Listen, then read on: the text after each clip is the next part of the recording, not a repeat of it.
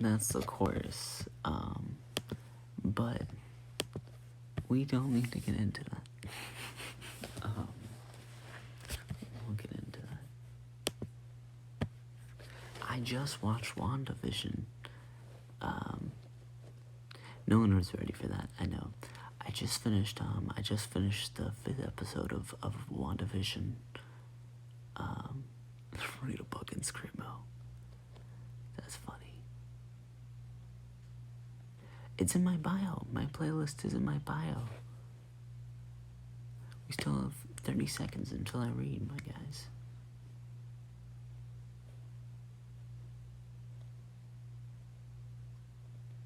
No WandaVision spoilers. Absolutely not.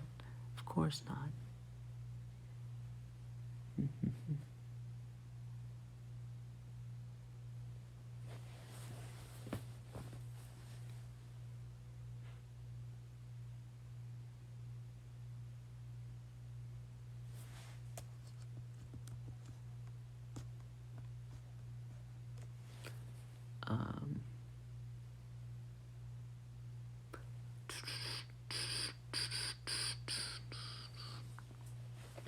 Anyways, it's 11:05. Let's get right into it. Sorry, I spaced out. We have Goldilocks and the Three Bears by James Marshall.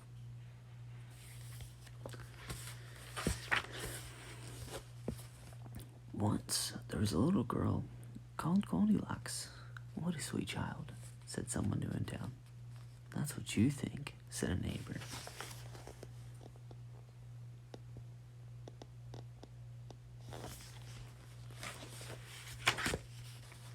One morning, Goldilocks' mother sent her to buy muffins in the next village. You must promise not to take the shortcut through the forest, she said. I've heard that bears live there. I promise, said Goldilocks. But to tell the truth, Goldilocks was one of those naughty little girls who do exactly as they please.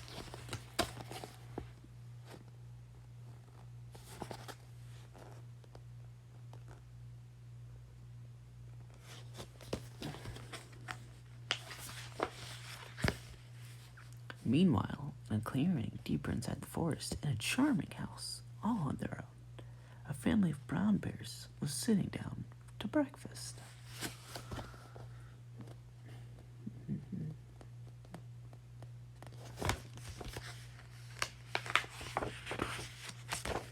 Patooey, cried big old Papa Bear.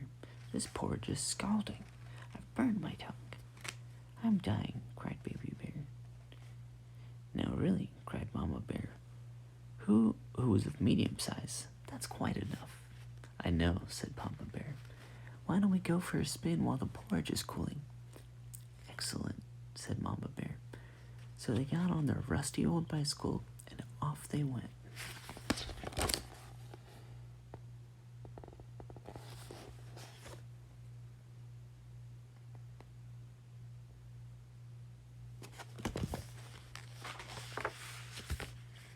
A few minutes later, Goldilocks arrived at the bear's house.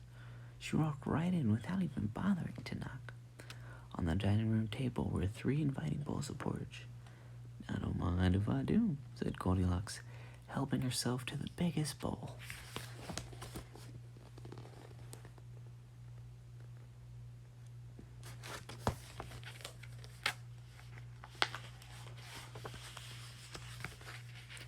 But the porridge in the biggest bowl was much too hot. Patooey, cried Goldilocks, and she spat it out. Next she tasted the porridge in the medium-sized bowl, but that porridge was much too cold. Then Goldilocks tasted the porridge in the little bowl. It was just right, neither too hot nor too cold. In fact, she liked it so much that she gobbled it all up.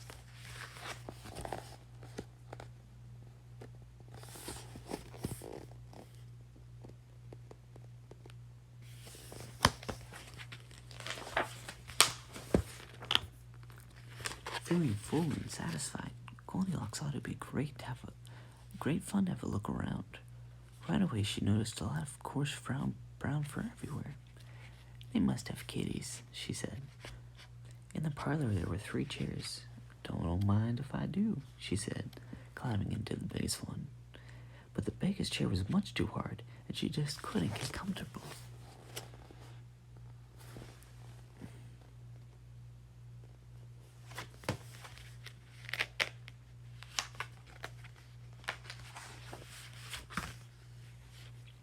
Next, she sat in the medium-sized chair, but that chair was much too soft, and she might never get out of it.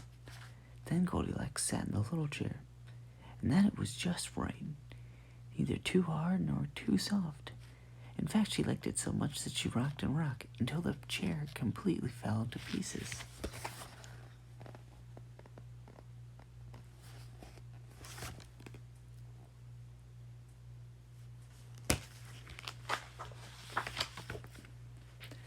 Now all that rocking left Goldilocks quite tuckered out. I could take a little snooze, she said, and so she wanted to look for a comfy place to nap. Upstairs there were 3 beds. Don't mind if I do, said Goldilocks.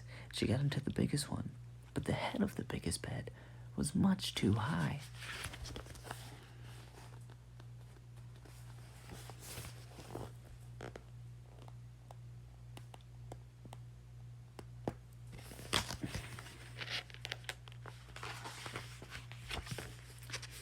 Next, she tries the medium-sized bed, but the head of that bed was much too low.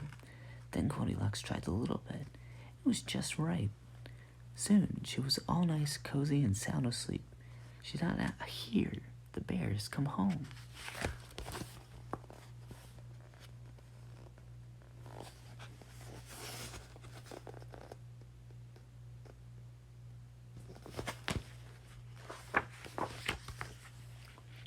The 3 bears were mighty hungry, but when they went in for breakfast, they could scarcely believe their eyes.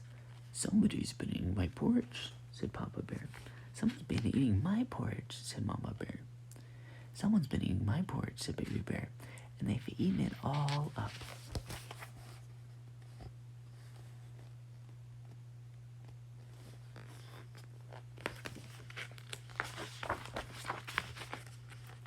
In the parlor, the 3 bears were in for another surprise. "Someone's been sitting in my chair," said Papa Bear. "Someone's been sitting in my chair," said Mama Bear. "Someone's been sitting in my chair," said Baby Bear, and broken it to smithereens.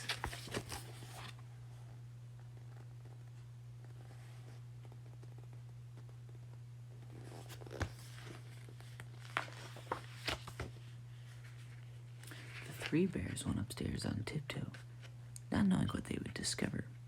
At first, everything seemed fine, but then Papa Bear lay down on his big brass bed. "Somebody's been laying in my bed," he cried, and he was not amused.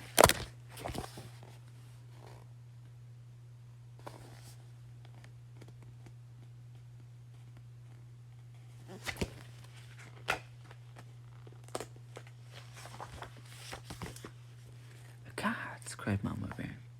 "Someone has been lying in my bed." "Look," cried Baby Bear. "Someone's been lying in my bed, and she's still in there."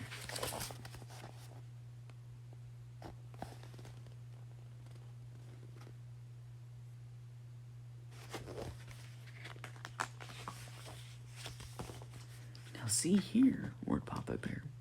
Goldilocks woke up with a start, and her eyes nearly popped up out of her head. But before the bears could demand a proper explanation, Goldilocks was out of bed, out of the window, and on her way home. "Who was that little girl?" asked Baby Bear. "I have no idea," said Mama Bear, "but I hope we never have to see her again."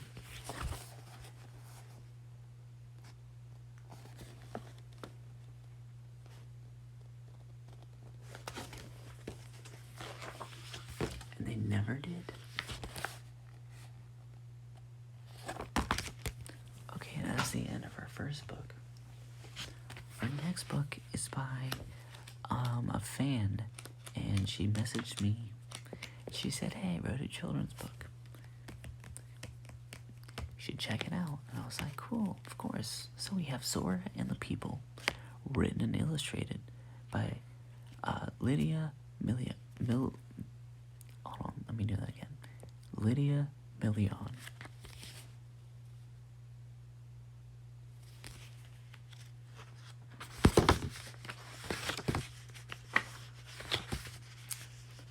Today, my dad and I are walking down the street to see all the people that we think are unique.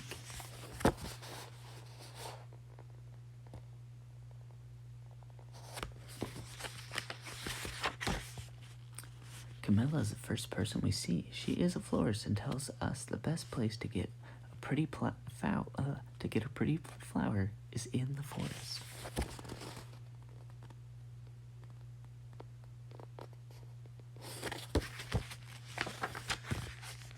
Mr. Smith has a newspaper stand. He has a special selection just for my favorite comic book, The Fairyland.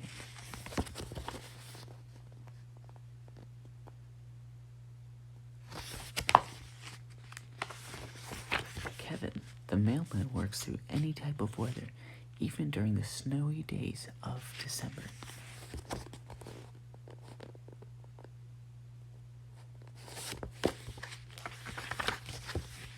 Miss Garcia has the best food in town.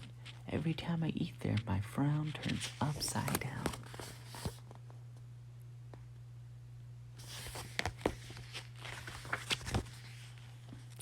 Arav is a chef and he likes to cook food, so his customers will be in a good mood.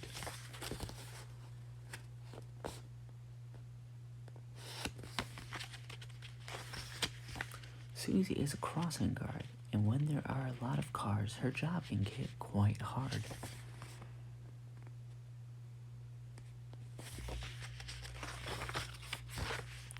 Alex is a nurse, which means he wants his patients to be their best and not their worst.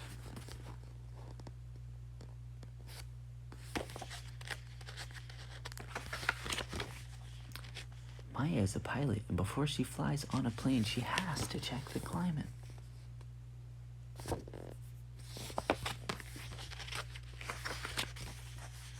Now it is time to go on the train, but before it's too late, it starts to rain.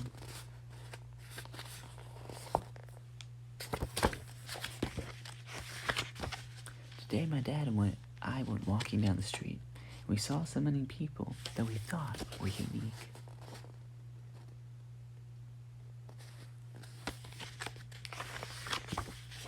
The end. That is the end of our second book. Of course, as always,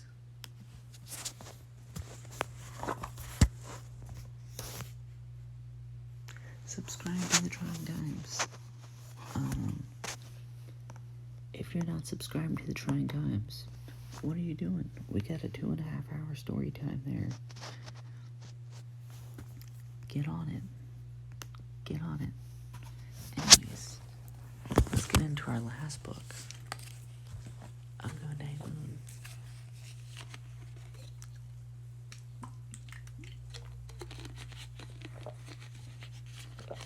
Oh, someone asked about the last book. Zora and the People. Screenshot it. Screenshot this.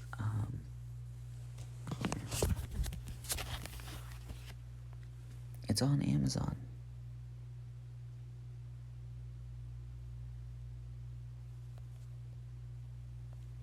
Anyways,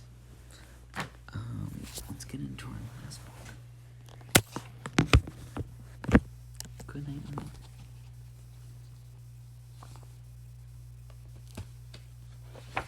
By Miss Margaret Wise Brown. In the great green room, there was a telephone and a red balloon and a picture of a cow jumping over the moon. And there were 3 little bears sitting in chairs. And 2 little kittens and a pair of mittens. And a little toy house and a young mouse. And a comb and a brush and a bowl full of mush. And a quiet old lady who's whispering hush. Good night, room. Good night, moon. Good night, cow jumping over the moon. And of course, the Jojo Eating page. Good night, light and the red balloon. Good night, bears. Good night, chairs. This is why you should donate. my Venmo's in my bio. Please donate. I need a new computer. Good night, kittens. Good night, mittens. Good night, clocks. Good night, socks.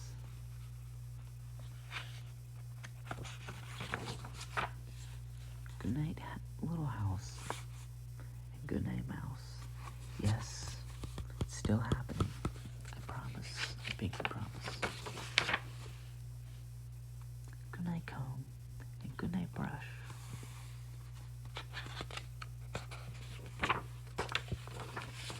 Good night, nobody. Good night, mush. And good night to the quiet old lady who was whispering hush.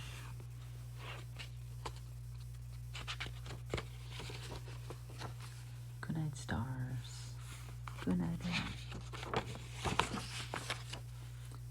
Good night, noises everywhere. Okay, that is our last book. I need a new computer. This is fried. This is so broke.